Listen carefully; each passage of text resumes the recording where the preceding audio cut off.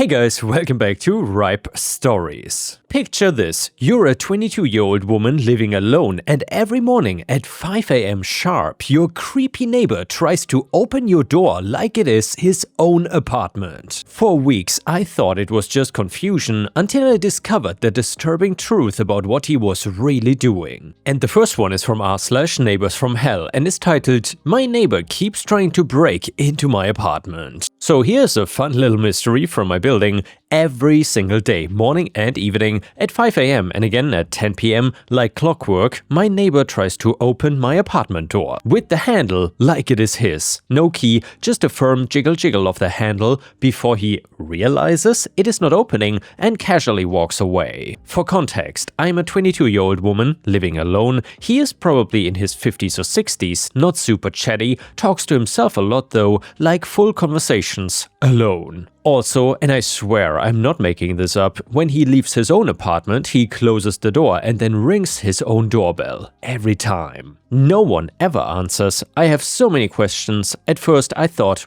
honest mistake. But the thing is, he's been living here longer than I have, so he should know which door is his, right? But we are now weeks into this daily routine. Sir, I promise you, this has never been your apartment. It was not yesterday, it won't be tomorrow, and yet he persists. Like maybe one day the stars will align and suddenly the door will open and he will walk into a parallel universe or something. I've decided to slip a polite little note into his mailbox, something friendly but clear, just to say, hey, please stop trying to open my door, thanks. Maybe that'll be the end of it, or maybe he will just start knocking for good measure. Who knows? I'm considering leaving a note on the door, a sign, something like, still not your door, champ. Or just embrace the chaos and start waving through the peephole every time he tries. Has this happened to anyone else? Am I staring in someone's confused sitcom without knowing? And yeah guys, let me know in the comments how you would handle this. I gotta say, OP is maybe handling this with too much humor. If I would be a young woman in my 20s, I would be way more creeped out by this and worried. This guy kind of sounds insane, but then again, I've never dealt with a situation like this, so maybe in some countries this is common? I'm not sure. Either way, let me know what you think in the comments, and while you're at it, please don't forget to like the video if you want to help me fight back against this stupid YouTube algorithm. A user in the comments said, "This all sounds like OCD. It could possibly be mixed with dementia, the forgetfulness of which door is which, and or schizophrenia, the word salad. But I can see why this would scare you. I would start by hanging a prominent floral wreath on your door or something so it's very clearly yours. If the issue does not resolve, you might need to ask him why he's doing it and to stop, which will be very awkward." Comment number 2, do not leave him a note, do not engage with him, contact the on-site property manager ASAP. If your building is owned by a corporation, follow up with them too. They need to address this. Part of that might be requiring you to contact police, but this is not something you should try to handle on your own. Ask if you can install a Ring doorbell or something similar. Keep a log of when he tries to access your apartment. He may not have nefarious intentions, but this is not something to treat lightly. Comment number 3, don't mess around with this. When I was 22, I had a neighbor who kept trying to get into my apartment. A little different though, he was a young guy with a wife and kids, and I only suspected him at first.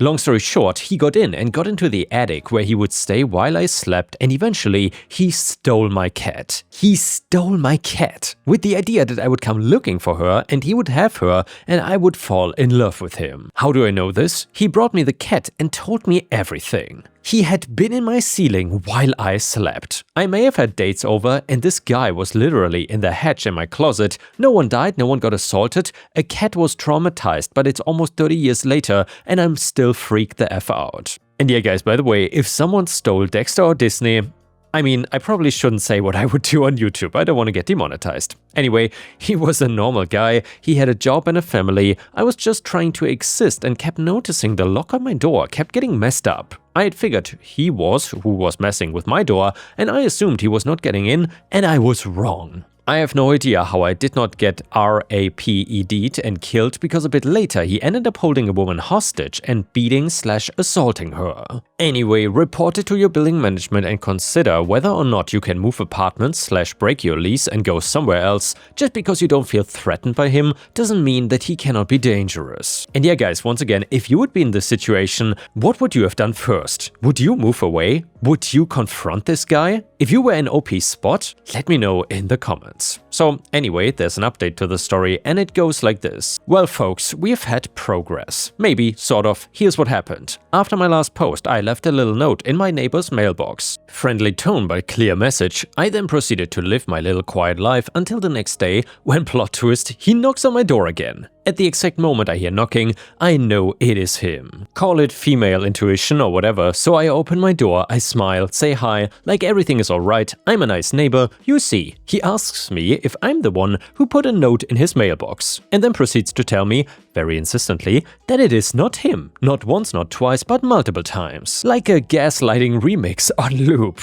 I tell him I hear his door open and then a few seconds later my handle wiggle. He smiles, shakes his head and says, nope, was not him. So I play it cool and drop a casual, well, it actually wakes up me and my boyfriend. Because hey, being a woman living alone next to a strange door enthusiast does not feel amazing. Still, he denies everything. So in the name of peace and survival, I smile, I'm the nice neighbor you remember, say, I must have made a mistake, and hope that he doesn't mind, really sorry for the trouble, and close the door. I then proceed to check my logs, not once, not twice, honestly, I lost count. And just a quick note for those worried about my safety, I see you protective internet strangers, I have 2 locks and a chain on the door, and I never forget to lock it. I even check it multiple times a day when I am home.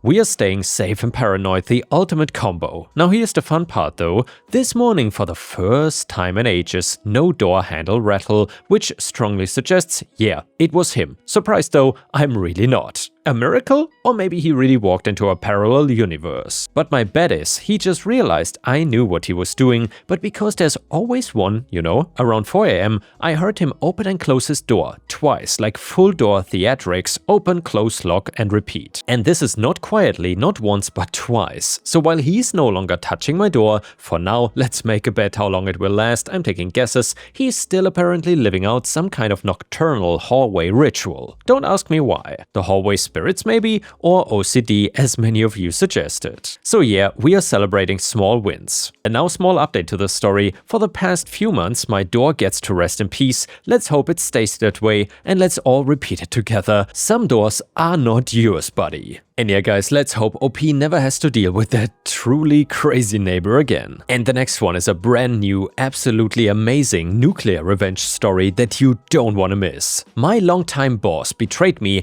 I made sure he lost everything. Imagine working for your best friend for 7 years, trusting him like a brother, only to have him steal your money while you are lying broken in a hospital bed. Now imagine what happens when that betrayal cost him his dream house worth 30 times more than what he stole. So this is that story, and the revenge was nuclear. For context, I am an educated computer technician that had the misfortune of graduating right on the cusp of the 2008 financial crisis. Well, that must have been an amazing graduation year. Anyway, before it was considered to be a vocation of the future. Various businesses came to our school introducing themselves, offering scholarships for college if we signed an agreement to come work for them after we graduated that as well. Well, after the crash, those promises were the first thing they cut. As a result of that, I could not afford college, which meant I had to go find work, which was easier said than done. My late and mid-20s were a roller coaster of dead-end jobs where I worked, finally saved up some money, got fired as a redundancy, and had to spend those savings for living expenses while looking for my next crappy job.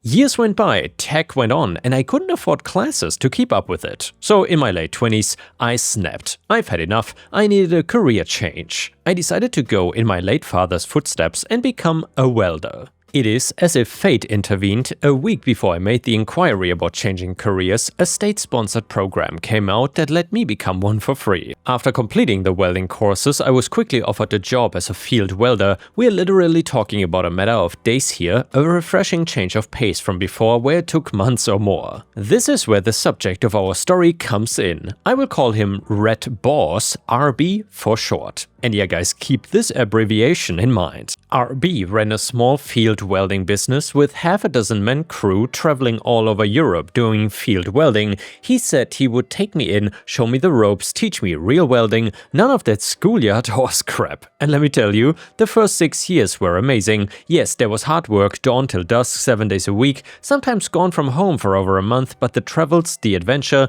and the camaraderie. We were complete strangers to each other in the start, but we became like brothers, sticking together through thick and thin. Thinking back on it, I miss those days, even if they are behind me. And RB was, back at that time, the kind of boss that puts all other bosses to shame. I remember that one time where he took out a loan with a large interest just so that he could pay us our wages, because he had an emergency expense that drained his bank account 2 weeks before a customer was due payment. He rather went into debt to pay us on time rather than to ask us if we could hang in there a couple of weeks. But everything changed by year 7. At that time, most of the core crew had left, missing their families too much to keep going, so did RB. And by the way guys, so far that boss sounds absolutely legendary. Let's see how this story turns around, I'm really curious. So he set me up as a foreman while he found himself work back home, and he sent people he interviewed over my way as I needed them. It didn't start off so bad at first, several jobs done successfully, but the people that worked with me, it just wasn't the same. They were all short-term workers, there to make a quick buck, settle some debts or gain some XP to find better paid work back home,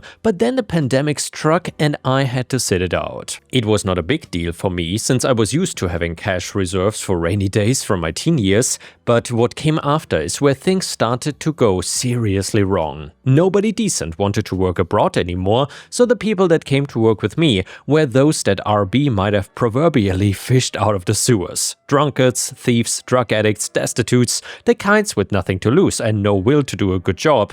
It all went downhill rather quickly. As the foreman, I made sure the job got done regardless and that the work was signed off so the bill would get sent and wages paid. But there were constant incidents outside of work, incidents unique to the demographic that worked with me. To top it all off, wages started coming late, travel costs were being refunded, and Red Boss started doing some creative accounting when it came to the differences between everyone's net and gross wages. Well, it all came to a boiling point when I received a phone call at 3 AM on the night I was supposed to drive the boys back home in the morning.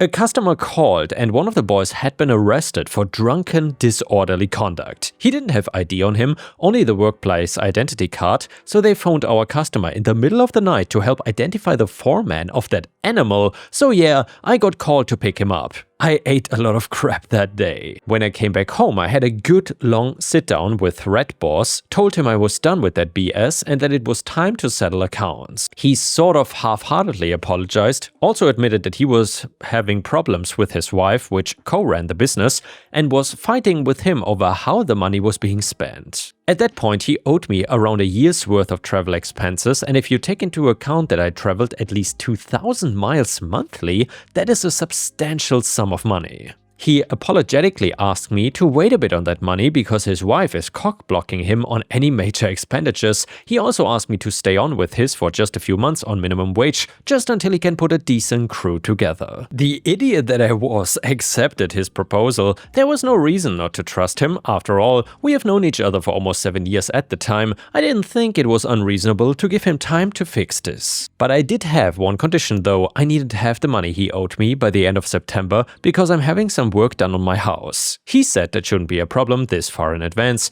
I said okay, we have a deal, but I remained suspicious. A couple months went by. I worked for RB locally on minimum wage, except the problem is that even that wage came in late. My hackles were raised at this point. I was concerned that I would have to postpone work on my house, work for which craftsmen are so hard to come by. You have to pay a deposit to prove that you are serious about needing that work done. In the beginning of September, on the month his partial debt repayment was due, I confronted him again. He assured me that paying half what he owed me for travel costs wouldn't be a problem and that he's got the cash ready. As we parted ways and I went home, he gave me the fakest smile I've ever seen in my life. I stared him down. I gave him this kind of look that even a dumbass would recognize as having "I'm not fooling around anymore" written all over it. RB lost that fake smile of his almost immediately, and I said goodbye, got into my car and drove home. That weekend, RB sent me a way message about how he's gotten a crew lined up and that he is going abroad to talk with a potential customer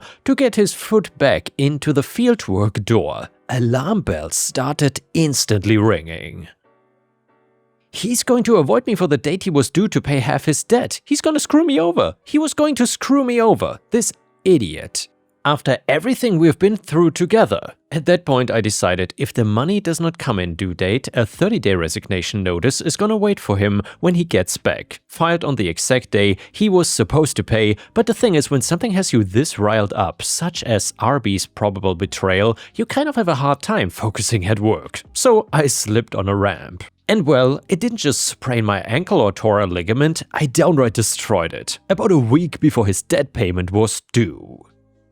We are talking about emergency surgery here, 2 weeks minimum at the hospital, and being unable to put proper weight on that foot for 6 months. What do you guys think happened to the money he promised to pay me? Well, it didn't come. Big surprise. Not only that, even the wage didn't get wired that month. It gets even worse though. While I was in the hospital, heavily medicated, the work got done on my house. My mother, who had authorization to my accounts in cases of emergency, used my savings to pay for the work on my house instead of canceling, which means I had very little money left. She told me not to worry, I will still get paid sick leave, but I was not so sure. Info: the thing about sick leave in my country is, in case of a work-related injury and a recovery period longer than a month, the employer is only required to pay the first month of sick leave, the rest is funded by the government, whereas the employer only pays for social security and taxes, and then the government wires the sick leave money to him for him to forward it to me. Further, which of course didn't happen, did not receive a single cent from him since. So here I was, broken, crippled, bedridden, and unable to work. It gets worse though. I ran out of money just as I had the last installment of an outstanding debt to pay.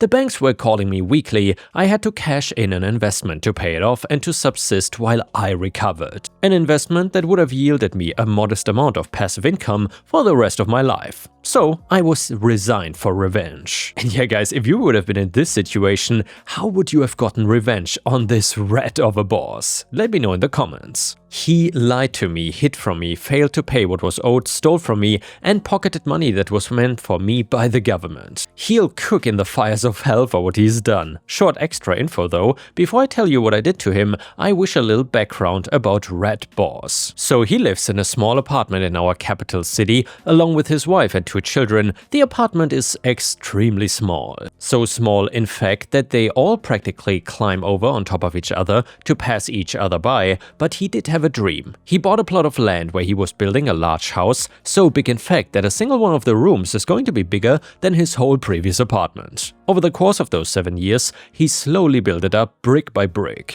And he was almost done when we still talked. He told me that he was at most 6 months away from moving in. The thing about me being his foreman is that it involves a lot of paperwork. Every decision, every purchase, every dirty little secret hidden away in the numbers. I had it all. It was simply a matter of forwarding it all to the appropriate authorities, and as soon as I was able to walk, well, I wouldn't really say walk, more like dragged my recovering foot behind the other one, while under the influence of hardcore painkillers, I went out to turn him into every government agency that had a shot at getting to him. The biggest hit came at the Labor Inspectorate. As the caseworker rummaged through the evidence I presented her, she mumbled to herself wide-eyed something in the lines of, "Oh my god, he broke half the labor laws in our country." The aftermath? I live in what could be considered a second world country. Our government is slow and inefficient, but it does act when prompted, and when it did act on Red Boss, his fall was like being hit in the face by the same meteor that killed the dinosaurs. His accounts were frozen, he was barred from traveling abroad, his business licenses were suspended, and he was required to dismiss all his current employees with severance money, which he didn't have. He filed for bankruptcy soon after. He was required to sell the house he dreamed about about for his entire life to settle the fines. He is stuck now, like I was, but even worse. He's trapped in that sardine can of his for an apartment, unable to work, unable to support his family, unable to pay the bills until the legal proceedings from the government finish for what he did to me. I was able to stay afloat, but for what I did to him,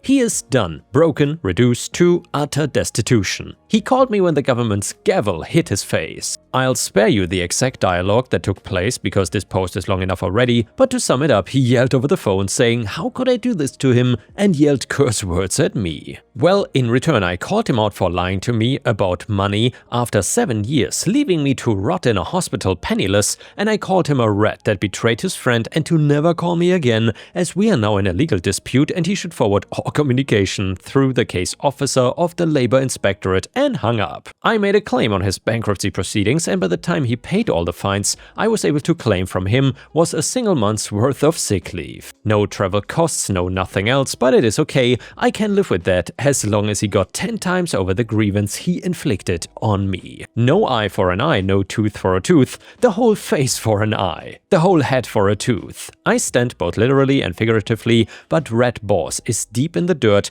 and that when he used to dream about his big house, now he dreams about how he will someday maybe, just maybe, be able to crawl all the way up to rock bottom to start all over again. And yeah guys, wow, I gotta say, I am speechless. This was an amazing nuclear revenge story, and please let me know in the comments if you want to hear more nuclear revenge, because this one was exceptionally satisfying. And good for OP for coming out on top. And before we end the video, let's read a story from r/traumatized I'm back. It is titled, I've been caretaking. So the other day I received a text from an old friend who I sometimes ride motorcycles with and run into at various motorcycle related events. We always have great conversations. Recently, a local club of riders put on an event and I couldn't attend because of my wife's ill health. My friend sent me a text, why wasn't I at the event? And was it because they had introduced a height requirement? A dig at my 5'7" stature, I replied that my wife has cancer and I'm going to have to quit riding and sell my motorcycles because if I get injured in the slightest,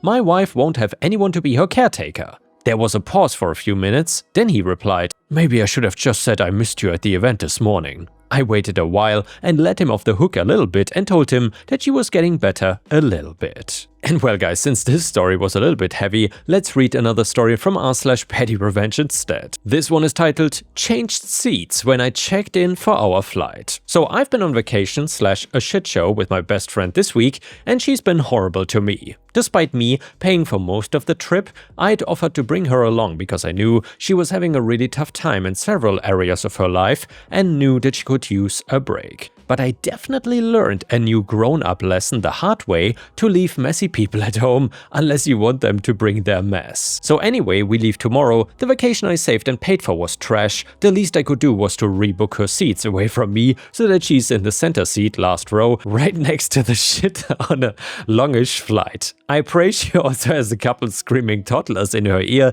and frankly, it's gonna be a long time before I'm interested in seeing her again. It is not great revenge, but it's definitely petty. And yeah guys, by the way, some guy made a really good comment in the comments that I can absolutely agree with, and it is, you never truly know someone until you have either lived or traveled with them. Let me know if you agree with that in the comments. Thank you for watching, I will see you again tomorrow.